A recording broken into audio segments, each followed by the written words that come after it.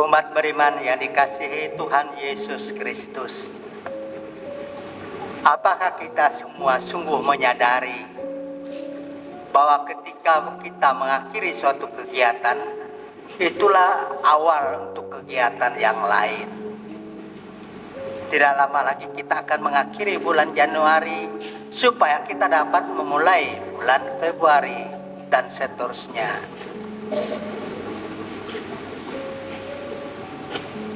Yesus, kalau kita perhatikan benar-benar Injil, selalu memanfaatkan peralihan tersebut.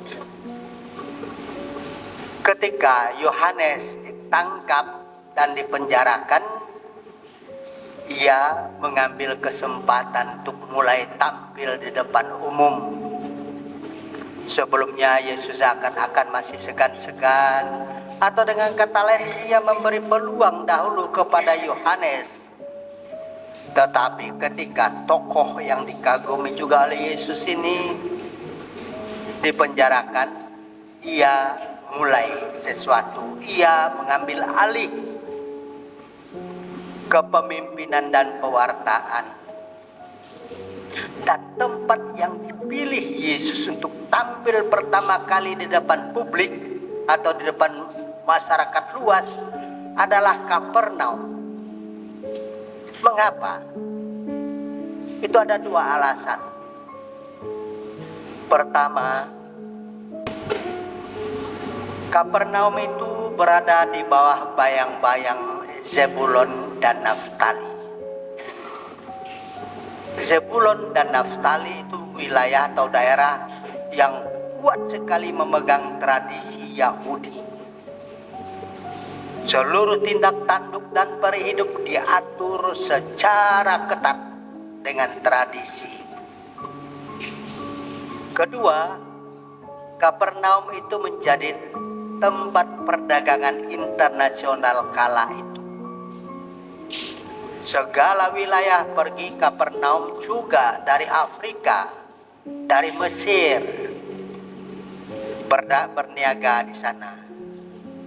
Karena itu Yesus memilih Kapernaum supaya tidak capek-capek pergi ke sana kemari, cukup di Kapernaum menunggu datangnya orang, dan dia mulai mewartakan Injil.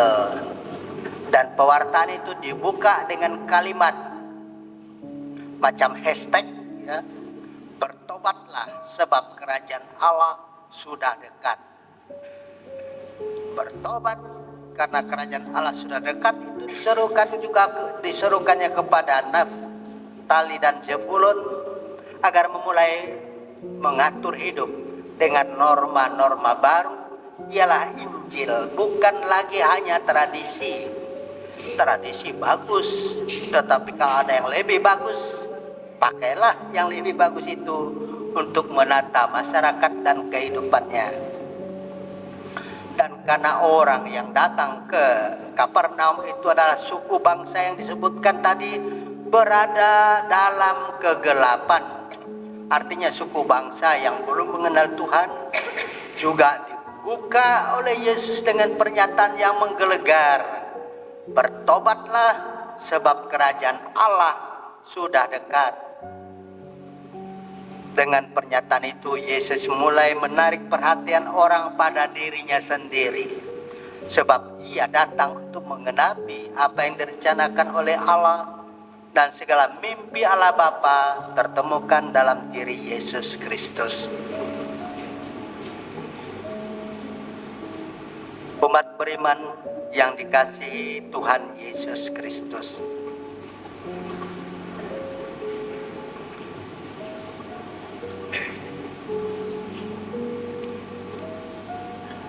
kualitas hidup kita atau mutu hidup kita itu ditentukan oleh cara kita merawat kehidupan itu. Kesehatan jelas ditentukan oleh cara kita mengelola cara hidup yang sehat dan berimbang.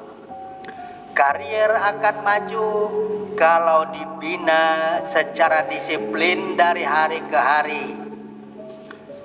Singkat kata, apapun termasuk kualitas kehidupan secara menyeluruh tergantung dari upaya kita membenahinya terus-menerus. Itulah salah misi Yesus tampil di Kapernaum. Ia mau membenahi dan meningkatkan kualitas hidup manusia. Pertama, agar tidak semata-mata diatur oleh tradisi yang berlaku di satu wilayah, tak bisa diterapkan di wilayah yang lain, karena kalau itu dipaksakan akan muncul konflik.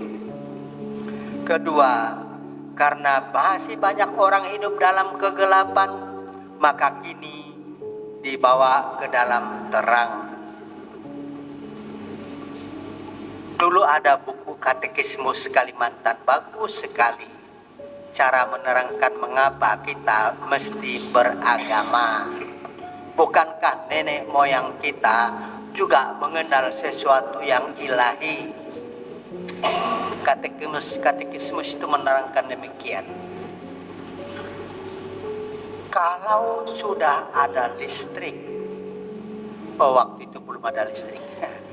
Kalau sudah ada trongkeng, itu lampu gas yang dipompa, mengapa kita masih memakai pelita yang nyalanya sangat terbatas, sedangkan trongkeng itu dapat menerangi seluruh ruangan? Waktu kami kecil dulu, kalau ayah saya sudah mulai mempas trongkeng, kami dah berkumpul, anak-anak dari rumah-rumah lain juga datang melihat, karena melihat lampu ajaib. Tetapi sebenarnya bukan lihat lampu itu sebagai sesuatu yang ajaib. Semua mengejar terang.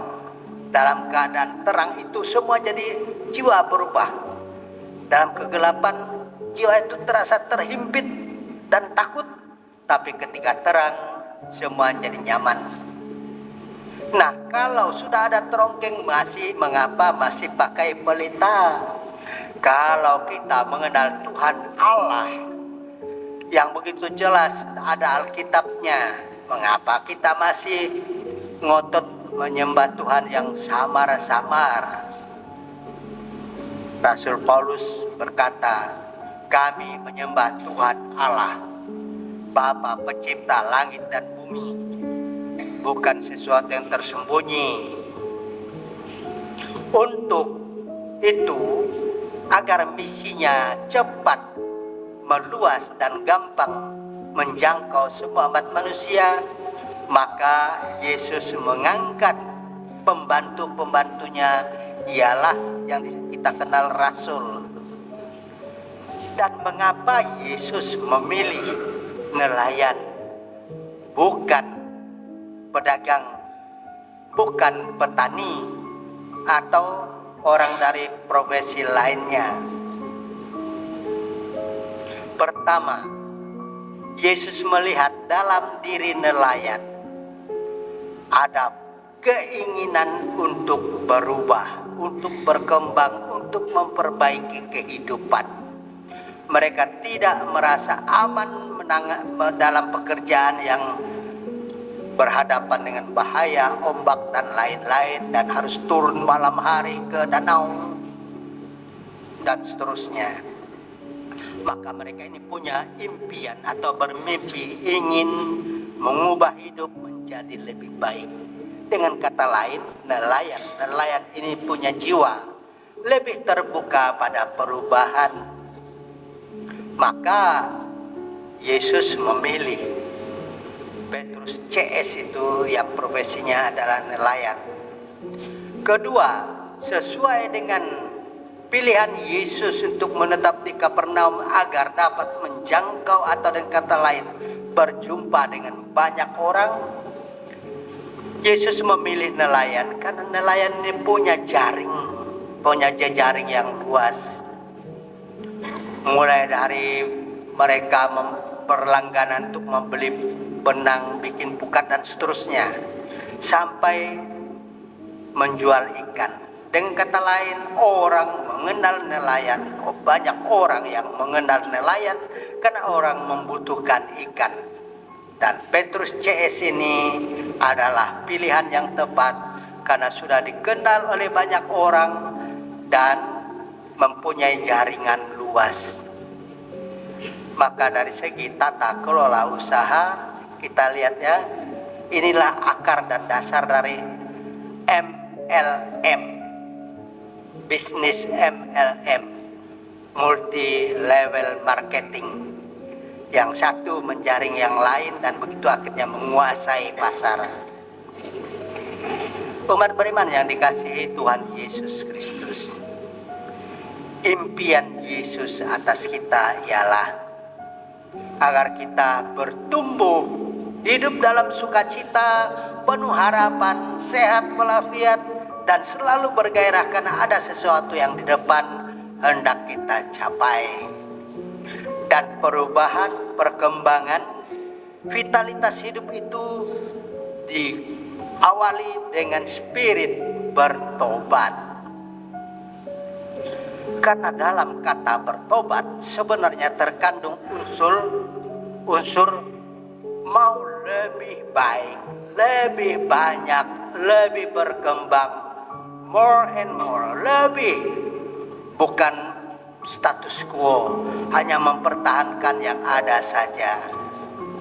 Maka dalam bertobat dan pertobatan itu bukan, ya itu juga bagian dari pertobatan, tetapi lebih mengasihi Allah, lebih mencintai pekerjaan, lebih menaruh harapan, lebih mengasihi sesama.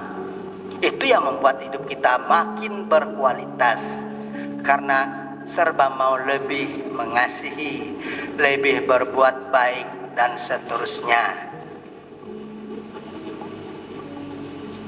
Kalau dahulu Yesus menunggu orang di Kapernaum, kini Yesus menunggu orang di kota Singkawang. Dan ibu bapak, saudari-saudara, ada sesuatu yang menakjubkan di paroki ini. Mungkin tidak semua kita menyadari itu. Gereja, terutama misa terakhir, penuh sampai Taman Maria. Kalau saya misa sore akan lama waktu untuk komuni karena hanya 4 suster. Mestinya suster selalu waspada kalau saya misa standby 5 orang bagi komuni supaya tidak terlalu berlarut-larut. Dari mana orang-orang ini? Orang-orang ini persis seperti di Kapernaum itu yang datang dari Bagak, dari Sendoreng, dari Pajintan, dari Sanggokulor, juga dari Teluk Suak pergi ke sini. Karena di sini mereka lebih mudah mengalami kehadiran Yesus yang memang menunggu mereka di gereja ini. Karena itu, saya mengajak kita merespon dengan baik dan ambil langkah-langkah yang tepat untuk mengisi tahun 2026 ini bertepatan dengan tahun khusus Jubileum Fransiskus, dan Jubileum paroki ini berusia 100 tahun, agar semua orang datang ke sini mengalami Tuhan, kehadiran Yesus, dan hidup semakin bertobat, semakin mengasihi dan semakin mencintai. Semoga Tuhan menganugerahkan damai dan segala kebaikannya kepada kita.